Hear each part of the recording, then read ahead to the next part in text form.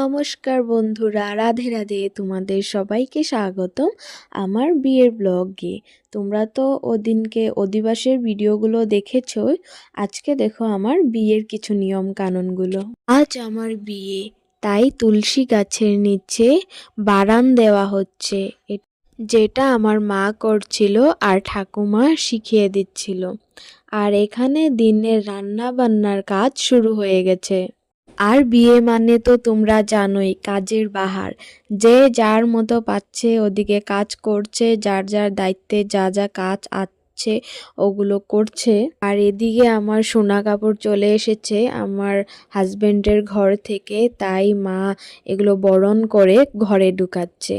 আর এখানে সোনা কাপড় আসার আগে বৃদ্ধি করতে হয়, তাই বৃদ্ধির জোগাড় করছিল। সোনা কাপড় করার আগে বৃদ্ধি করতে হয়। আর এদিকে আমিও সোনা কাপড়ের জন্য রেডি হয়ে গেছিলাম। সোনা কাপড়ের ভিডিওগুলো আমার কাছে নেই, কারোর কাছে আছে যদিও আমি জানি না। তারপর আমার গায়ে হলুদ হয়ে এদিকে স্নান করিয়ে নিয়েছিল, তাই ছোট্ট একটা ভিডিও ছিল, ওটাই দেখিয়েছি। আর এদিকে আমি রেডি হয়ে বসে পড়েছি আমার বিয়ের প্যান্ডেলে। এদিকে অতিথিরাও আসা শুরু হয়ে গেছিল। এই যে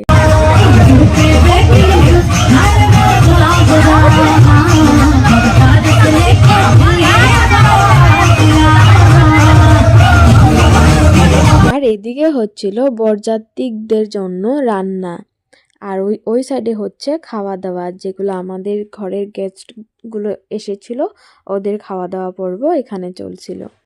আর আমার বন্ধুরাও এসেছিল, এই যে আমার একজন বন্ধু আরও এসেছিল, বান্ধবীরা, ওদেরকে দেখানো হয়নি, মানে কেউ ভিডিও করে দেওয়ার জন্য ছিল না।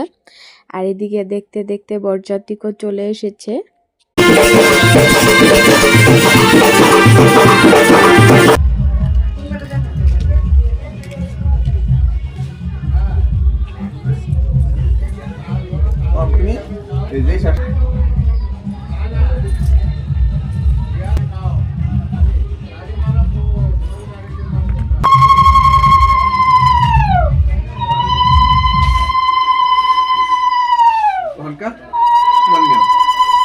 সাইডে গিয়ে খাও, পাশে না, সাইডে গিয়ে খাও।